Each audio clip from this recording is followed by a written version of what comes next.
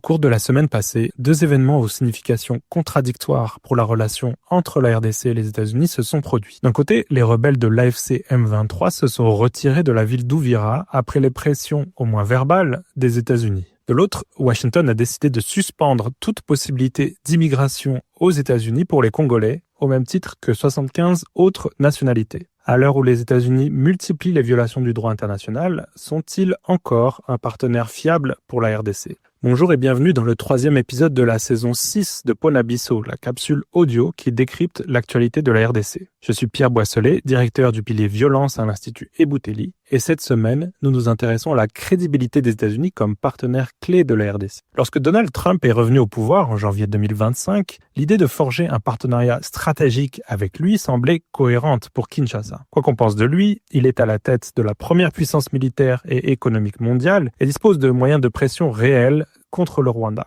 Par ailleurs, dans sa rivalité avec la Chine et sa volonté de grandeur des États-Unis, il ne pouvait que s'intéresser aux ressources minières dont dispose la RDC. L'année 2025 n'a pas vu les États-Unis exercer des pressions décisives sur le Rwanda, dont les troupes sont toujours présentes dans l'est de la RDC, mais quelques signes encourageants se sont manifestés. Washington s'est impliqué dans la crise, notamment par l'intermédiaire de Massad Boulos, et ces pressions semblent avoir contribué à obtenir le retrait de l'AFC M23 et des troupes rwandaises de Walikale Centre en mars. Surtout, les États-Unis sont devenus des médiateurs actifs entre la RDC et le Rwanda jusqu'à la signature des accords de Washington, le 4 décembre dernier. Dans le cadre de cette relation, la RDC a semblé faire des concessions importantes, avec notamment la signature d'un accord de partenariat stratégique qui donne la priorité aux entreprises américaines sur une part des ressources congolaises. Depuis, selon Reuters, la RDC a remis à Washington une liste d'actifs pour lesquels les États-Unis auront un droit de préemption, non des gisements d'or, de lithium, de cuivre, de cobalt et de manganèse.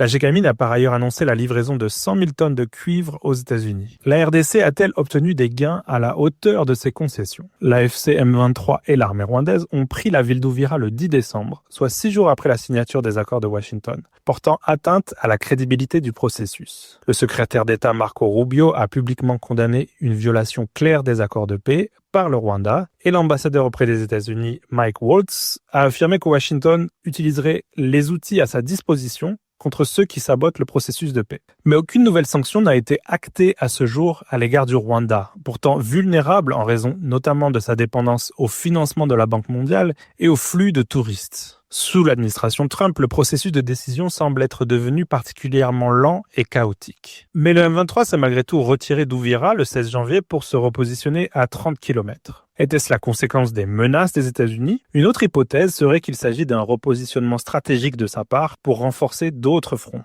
Enfin, comme on l'a vu, le partenariat avec les États-Unis n'a pas permis aux Congolais d'être épargnés par les mesures de restriction à l'immigration. Il faut dire que la politique américaine en matière d'immigration semble désormais déconnectée de sa diplomatie et sous le contrôle du puissant directeur de cabinet adjoint du président Stephen Miller. Cela pose toutefois une question troublante. Les États-Unis de Donald Trump sont-ils encore capables de forger des partenariats cohérents ? La multiplication des transgressions de l'ordre international de ces dernières semaines en fait douter. D'abord, l'enlèvement du président vénézuélien Nicolás Maduro à la tête d'un pays riche en ressources naturelles a été fait sans consultation ni des Nations Unies, ni même du Congrès américain. Cela démontre que les engagements internationaux et même nationaux n'ont plus d'importance aux yeux de Washington.